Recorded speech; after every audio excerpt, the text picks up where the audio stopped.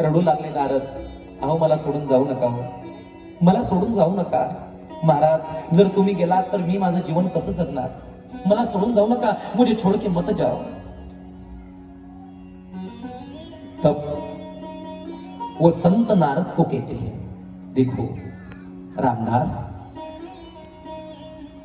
हम आपको साथ में ले जाते, लेकिन आपके बाद आपकी मां का कोई नहीं है, आप ही आपके मां के अकेले सहारे हो, आप ही आपकी मां के एक लाडले बेटे हो, मां मर जाने के बाद हम आपको साथ ले जाएंगे, वचन देते हैं।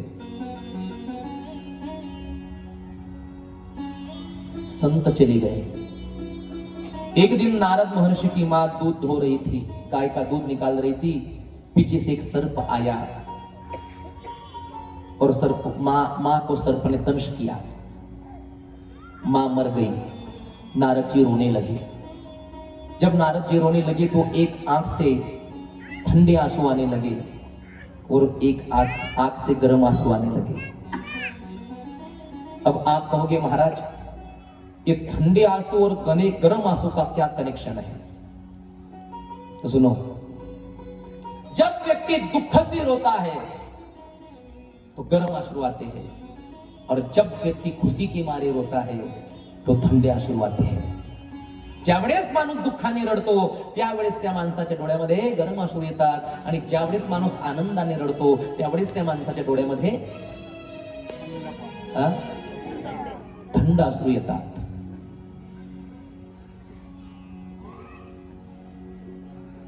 तुमच्या मनामध्ये शंका निर्माण होईल, आपके मन में संशय निर्माण होगा कि जिसकी मां मरी है उसको खुशी क्यों होगी? जिसकी मां मरी है उसे खुशी क्यों होगी? अरे भला जिसकी मां मर जाती है उसे दुख होता है कि खुशी होती है? बोलो, दुख होता है ना। मां मर जाने के बाद बच्चे को दुख ही होता है, क्योंकि उसके जीवन का प्रेम का सागर अब समाप्त हो गया है, इसलिए वो रोता है। तो गर्म आंसू ही टपकते हैं, ठंडे आंसू थोड़ी टपकते हैं। तो नारद जी के एक आंख से ठंडे आंसू, दूसरे आंख से गर्म आंसू क्यों निकले महाराज? तो सुनो, गर्म आंसू इसलिए निकले कि मेरी मां मर गई, मेरे प्रेम का सागर समाप्त हो गया, और ठंडे आंसू इसलिए निकले कि अब मां मर गई तो मैं स्वतंत्र हो गया, मैं अकेला रह गया, अब मैं अकेले रहकर भगवान की भक्ति करूंगा, भगवान को प्राप्त करूंगा, संतों का संग करूंगा। इसलिए एक आंख से ठंडे आंसू और एक आंख से गर्म आंसू निकलने लगे। नारद महर्षि रोने लगे।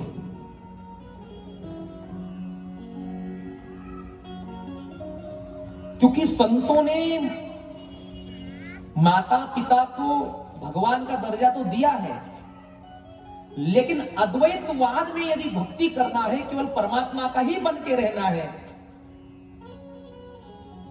तो संतों ने इस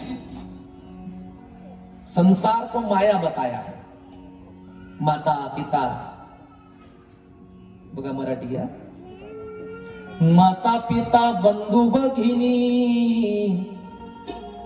कोणी न पावती निर्वाणी,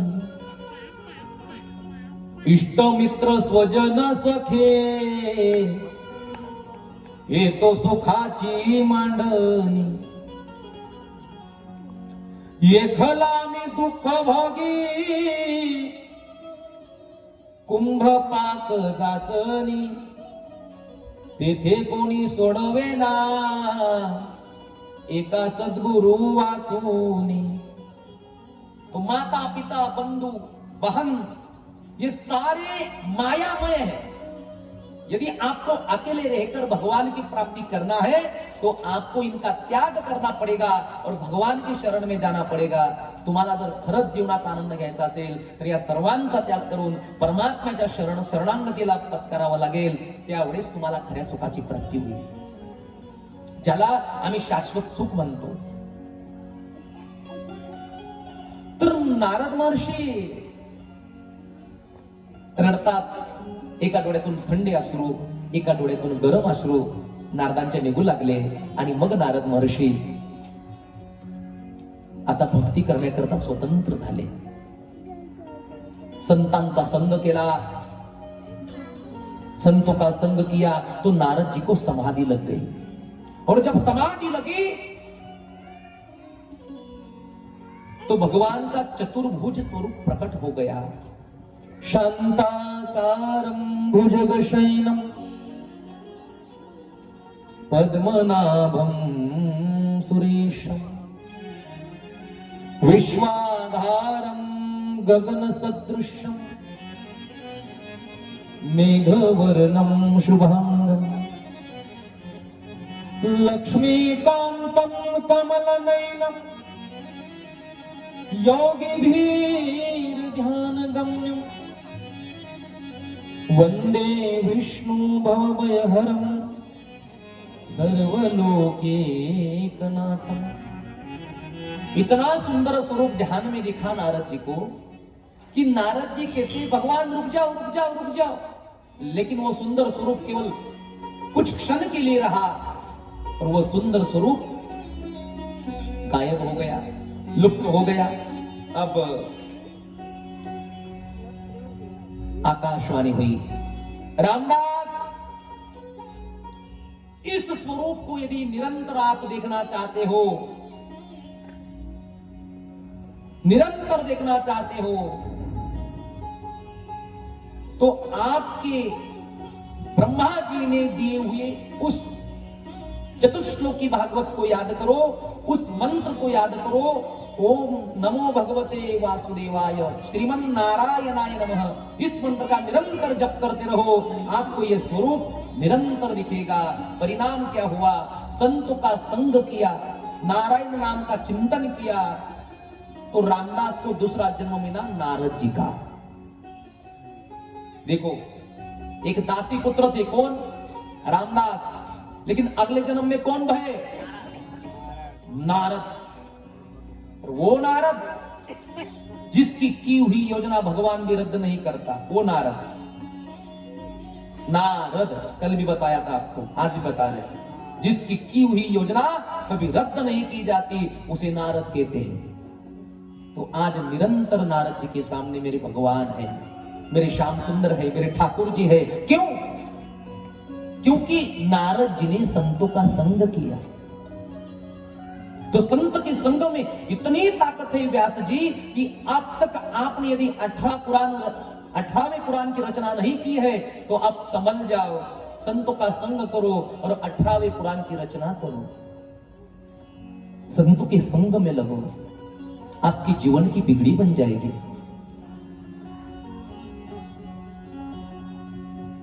अरे अच्छी बनेगी तेरी बिगड़ी बनेगी, अच्छी बनेगी तेरी किस्मत सजेगी, संतन के संग लागरे तेरी अच्छी बनेगी, संतन के संग लागरे तेरी अच्छी बनेगी, संग लागरे तेरी अच्छी बनेगी,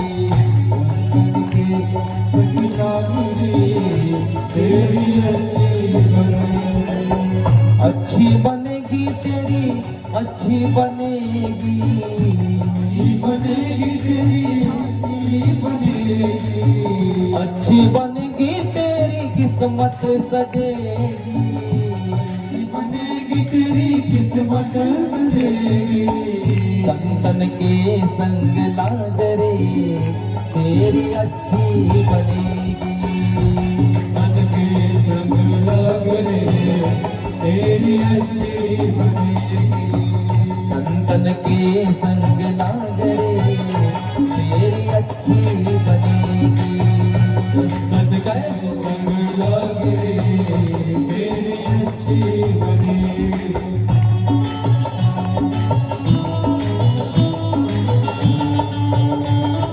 हरि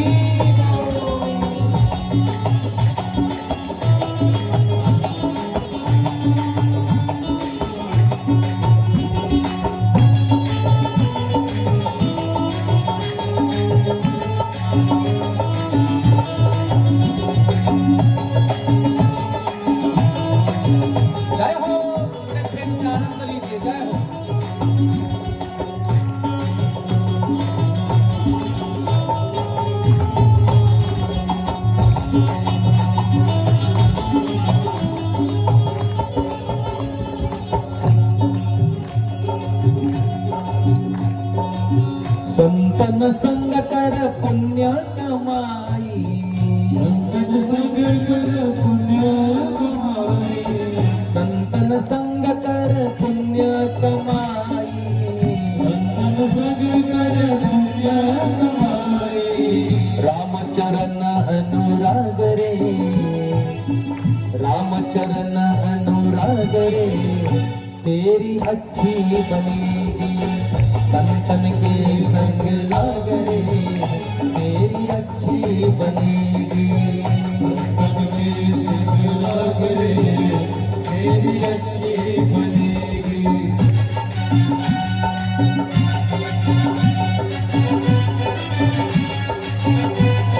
हरि बोल। जय हो श्री राम।